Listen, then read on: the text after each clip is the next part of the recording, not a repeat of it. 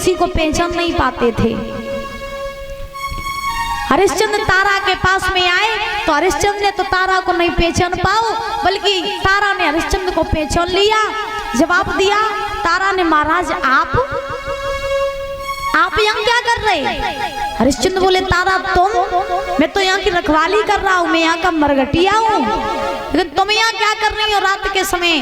तारा बोली, महाराज मैं अपने बेटे का अंतिम संस्कार करने आई हूँ। जो हरिश्चंद्र ने इतने वचन सुने बेटा, हरिश्चंद्र कहने लगे, क्यों क्या हुआ हमारे रोहित को? तारा बोली, महाराज अब हमारा बेटा हमारे साथ नहीं रहा, इस दुनिया में नहीं रहा, उसे काले सर्प ने खा लिया, जिसके कारण हमारा बेटा संसार छोड़ करके चला गया। हमारे बेटा का अंतिम संस्कार कर दो। उसी समय श्री सुखदेव जी समझा रहे, राजन परीक्षित, हरिश्चंद्र ने जवाब दिया, तारा मैं तुम्हारे बेटे का अंतिम संस्कार तो कर दूंगा, लेकिन उसके बदले में हमें कर और कफन चाहिए। तारा बोली, महाराज यहाँ फूटी कौड़ी नहीं है, हम आपको कर और कफन कहाँ से दें? हरिश्चंद्र बोले, तारा पहले कर और कफन दो, तब तुम्हारे बेटे की लैस जलाएंगे। तारा बोली, महाराज जी मेरा बेटा नहीं बल्कि तुम्हारा भी है। हरिश्चंद्र बोले, बादन की याद करो जब तुमने घड़ा मेरो नहीं उठवाओ तो तुमने हमसे कही थी कि तुम्हारा घड़ा महाराज, तुम्हारा घड़ा जो है वो मैतर का है, मेरा घड़ा ब्राह्मणी का है। अगर तुम उस दिन मेरा घड़ा छू लेती तो तुम्हारा धर्म नष्ट हो जाता। रानी आज अगर हमने तुमसे कर और कफन नहीं लिया तो मेरा धर्म नष्ट हो जाएगा, हमें कर और कफन दे दो, अपने पुत्र की लैस जला दो। मैया तारा ने क्या किया कि जो साड़ी पहने हुई थी तो मैया ने वह साड़ी को उतार दो, बीच से फाड़ दो। महाराज एक साड़ी का पल्ला बेटा रोहित के ऊपर कफन के रूप में डाल दिया, एक साड़ी का टुकड़ा महाराज कर के रूप में हरिश्चंद्र को दे दिया। जैसे ही दिया, हरिश्चंद्र ने अंतिम संस्कार किया लैस का। उसी समय तारा वो दुखिया दुख की मारी काशी में आई, आकर के एक सती का मठ था, मैया उसी मठ में घुस गई, घुस करके मैया सो गई। महाराज कहा जाता है जब दुख आते हैं तो दुख में या भूख सताए या नींद सताए। तारा सती के मठ में घुस गई, घुस करके महाराज लेट गई, मैया मूर्छा खा करके गिर पड़ी, होश नहीं रहा कि हम कांड रहे हैं। आज उसी समय विश्वामित्र को फिर भी तसल्ली नहीं हुई। विश्वामित्र ने काशी में दो मरे हुए बालकों को ले लिया, ले करके महाराज काट दिया, उनका रक्त जो था तारा के मुख में लगा दिया और उन्हीं बालकों को तारा के पास लटा दिया सती के मंदिर में। और काशी में आवाज लगा दी, काशी के लोगों सती के मंदिर में डायन आई है जो बालकों को मार करके खाती है, अपने अपने बालकों को बचा करके रखना। पूरी काशी में हाहाकार मच गया, सभी लोग घबराने लगे। उसी समय अब ये खबर पहुंची काशी के राजा के पास, राजा ने कालू मेहतर के पास खबर पहुंचाई और कालू मेहतर ने हरिश्चंद्र के पास खबर पहुंचाई कि जाओ, जा करके काशी के मंदिर में सती के मठ में जो डायन आई है उसे मार डालो जा करके।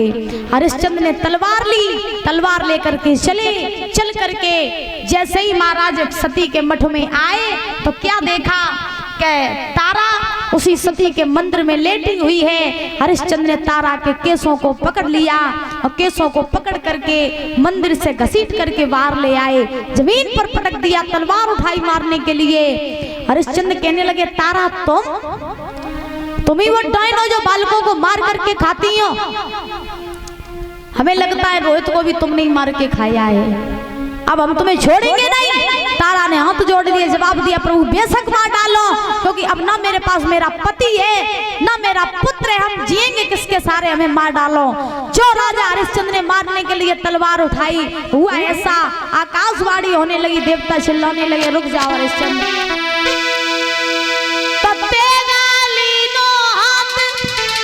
क्रोध के साथ के गिरा उचारी और तो दिए जान से मार रे तू डायन हत्यारी।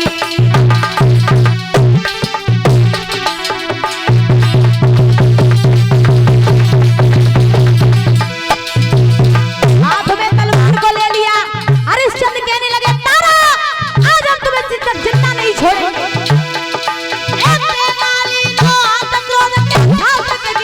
चारी के गिरा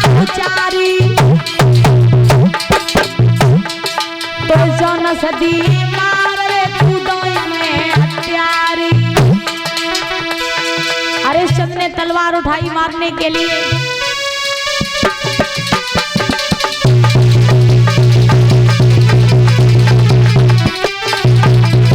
इसी समय आवाज आने लगी, बरगद से आकाशवाणी होने लगी, देवता चिल्लाने लगे, हरिश्चंद्र रुक जाओ।